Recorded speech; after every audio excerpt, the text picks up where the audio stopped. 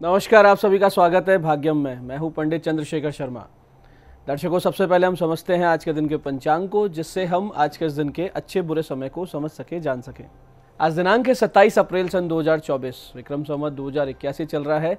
वैशाख मास है, कृष्ण पक्ष है, बसंत ऋतु है। तिथि आज की तृतीया है, सुबह 8:20 तक। आगे चतुर्थी तिथि आ जाएगी और आज का वार है शनिवार। आज के नक्षत्र की बात करें तो ज्येष्ठा नक्षत्र पूरे दिन और पूरे रात्रि रहेगा। योग परिग है और योग की दृष्टि से आज का दिन मिले जुले प्रभाव वाला है। कोई विशेष बड़ा कार्य आज सिद्ध नहीं हो पाएगा। करण वृष्टि है सुबह 8:20 तक। आगे भव करण रहेगा शाम बाद 8:25 तक। उसके बाद में बालव करण है। सूर्योदय का समय दर्शकों सुबह 5:51 का था और सूर्यास्त का समय शाम 6:57 का है। आज का राहुकाल सुबह 9 से 10:30 के बीच रहेगा। इसे पूरी तरीके से टाल दीजिएगा। इसमें कोई शुभ कार्य नहीं करते हैं और लंबी यात्रा पे नहीं निकलना चाहिए। अभिजीत मुहूर्त आज दिन में 11:58 से दोपहर 12:50 के बीच है। दिन में 4 बार दुष्ट मुहूर्त भी रहेंगे। हालांकि चारों सुबह बहुत जल्दी निकल जाएंगे, फिर भी रोजाना इन्हें समझें और सूझबूझ से टाल दिया करें। आज के दुष्ट मुहूर्त थे सुबह 5:51, 6:43, 6:44 और 7:36। आज का दिशाशूल दर्शकों पूर्व दिशा में है, तो पहली कोशिश तो यही कि पूर्व दिशा की यात्रा को आप टाल दें। लेकिन अगर जाना बहुत जरूरी है, अनिवार्य रूप से आपको पूर्व दिशा की यात्रा करनी है, तो इसका एक छोटा सा परिहार करें। परिहार इस प्रकार होगा, पूर्व की ओर आप मुख करें, थोड़ा सा अदरक का टुकड़ा या उड़द के दाने खाकर पहले 5 कदम पीछे चलें और इस दौरान अपने हृदय में अपने इष्ट या भगवान श्री राम का ध्यान करें, उनसे प्रार्थना करें और फिर इस दिशा की यात्रा करें। यात्रा भी अच्छी रहेगी, दिशाशूल आपको परेशान नहीं करेगा। आज का शुभ समय दर्शकों, यानी आज के दिन का सदुपयोग करने का जो समय है वो है सुबह 8 बजे से लेकर 9 बजे तक, फिर दिन में 12:30 से 5 बजे तक। ये दोनों कालखंड बहुत ही अच्छे हैं बाकी पूरे दिन की अपेक्षा, तो कोई अच्छे एफर्ट्स करें इसी दौरान कीजिएगा। आज की चंद्र राशि दर्शकों वृश्चिक है, यानी चंद्रमा अपनी नीच राशि मंगल की वृश्चिक राशि से गोचर कर रहे हैं, जिससे आज के दिन सभी 12 राशियों के लिए कुछ इस प्रकार रहने वाला है। सबसे पहले बात करते हैं मेष राशि की। तो मेष राशि वालों को आज वाहन चलाने में विशेष सावधानी रखनी है और क्रोध करने से भी बचना है।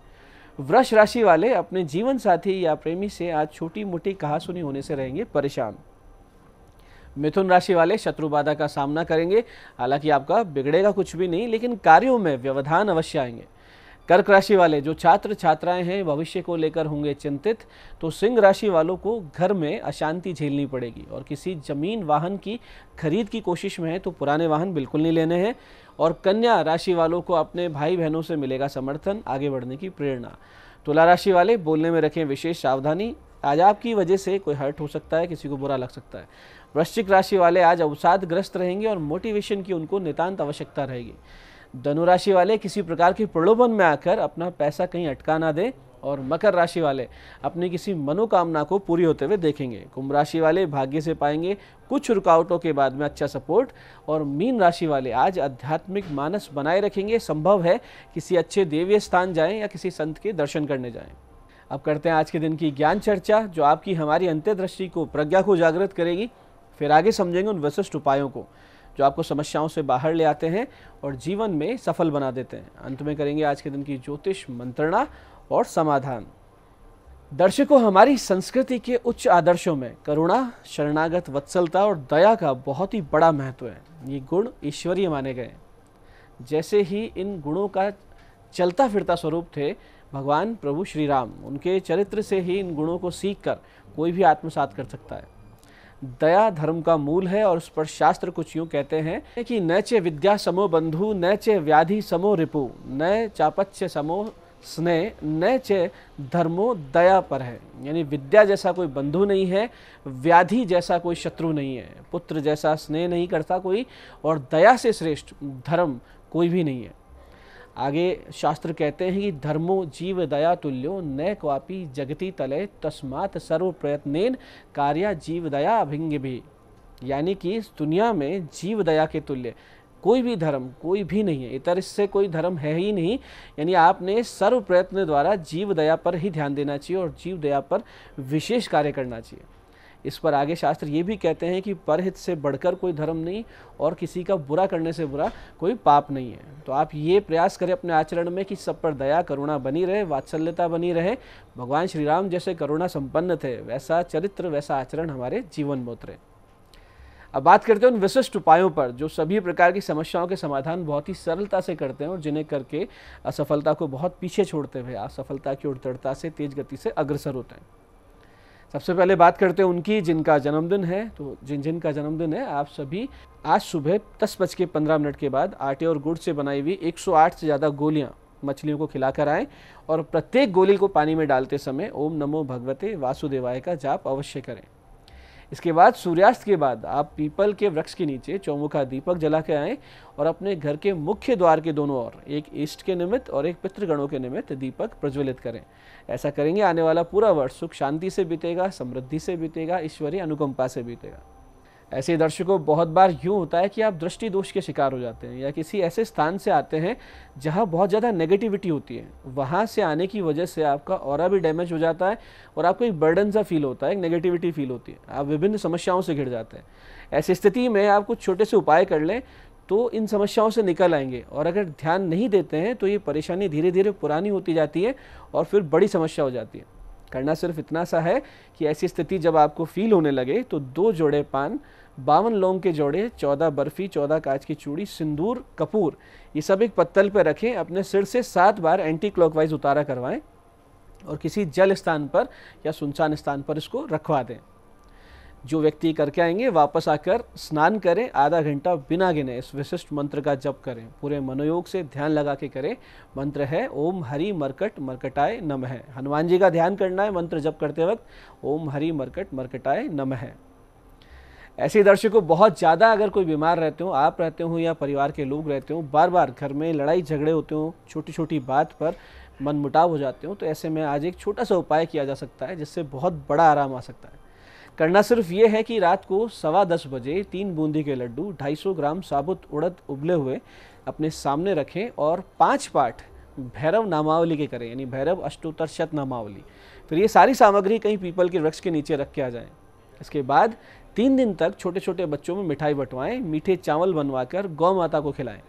तो इस प्रकार की सभी समस्याओं में घर में आराम मिलने लगेगा। ऐसे ही जिन कन्याओं के विवाह में अनावश्यक विलंब हो रहा हो, कोई भी समस्या आ जाती हो, जैसे आप कोई रिश्ते की बात चलाते हैं, कहीं ना कहीं से कोई समस्या पहले आ जाती हो, उनको चाहिए हर मंगलवार गौ माता को 2 रोटी बिना नमक की और गुड़ खिलाएं, 1.25 मुट्ठी चीनी, 1.25 मुट्ठी साबुत चावल और 11 रुपये सिक्के के रूप में एक सफ़ेद कपड़े में बांधकर पूजा स्थान पर रखें।